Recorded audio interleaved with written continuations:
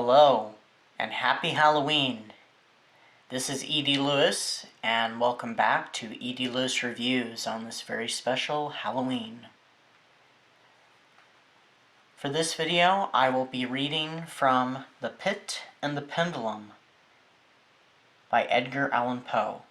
I was sick unto death with that long agony, and when they at length unbound me, and I was permitted to sit, I felt that my senses were leaving me.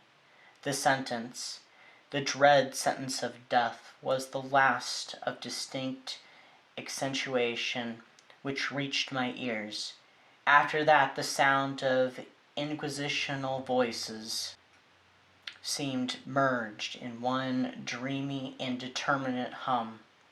It conveyed to my soul the idea of revolution, perhaps from its association in fancy with the burr of a mill-wheel.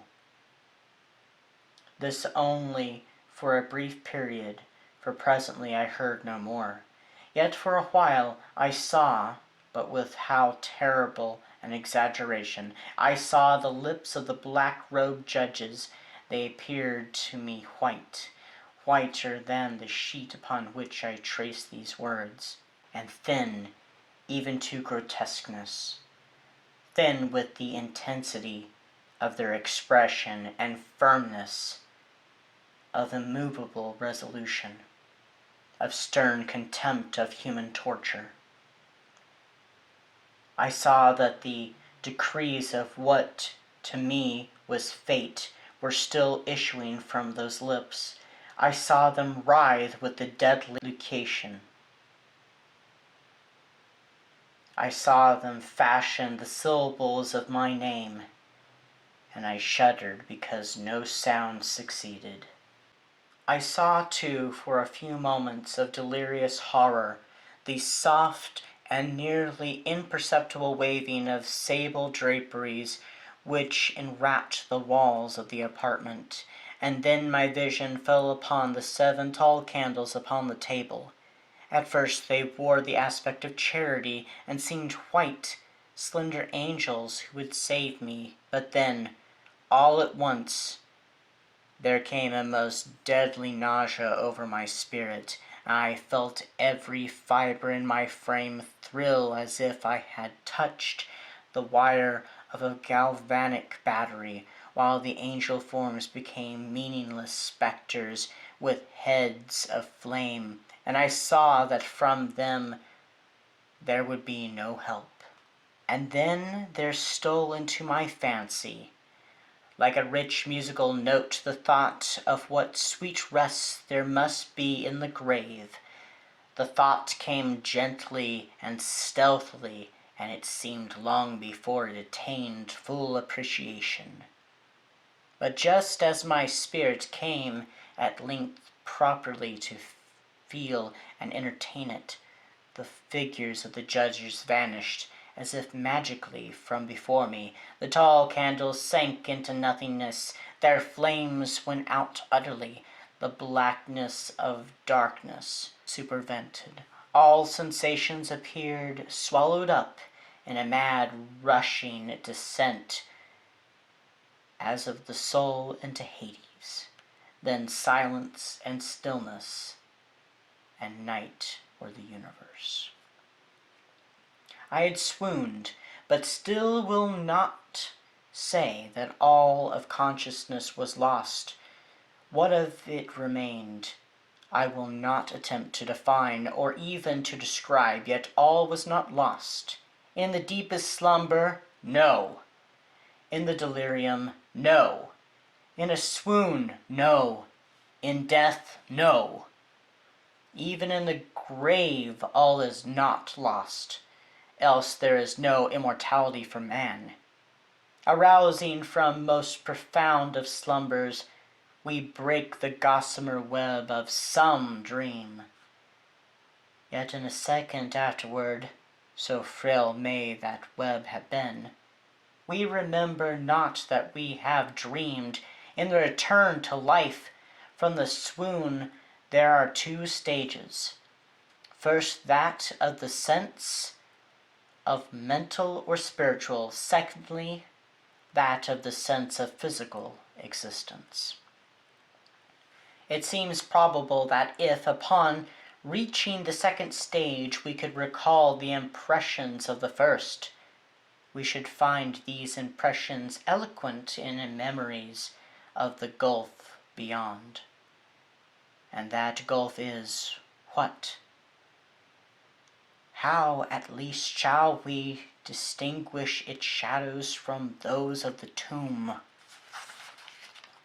But if the impressions of what I have termed the first stage are not at will recalled, yet after long interval do they not come unbidden, while we marvel whence they come? He who has never swooned is not he who finds strange palaces and wildly familiar faces and coals that glow, is not he who beholds floating in mid-air the sad visions that the many may not view, is not he who ponders over perfume of some novel flower, is not he whose brain grows bewildered with the meaning of some musical cadence which has never before arrested his attention.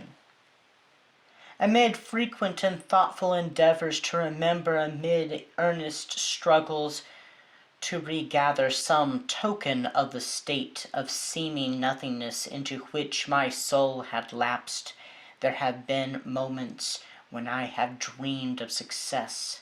There have been brief, very brief periods when I have conjured up remembrances which the lucid reason of a later epoch assures me could have had reference only to that condition of seeming unconsciousness.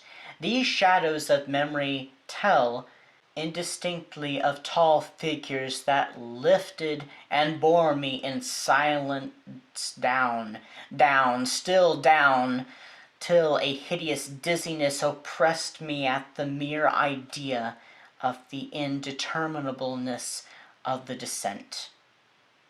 They tell also of a vague horror at my heart on account of that heart's unnatural stillness.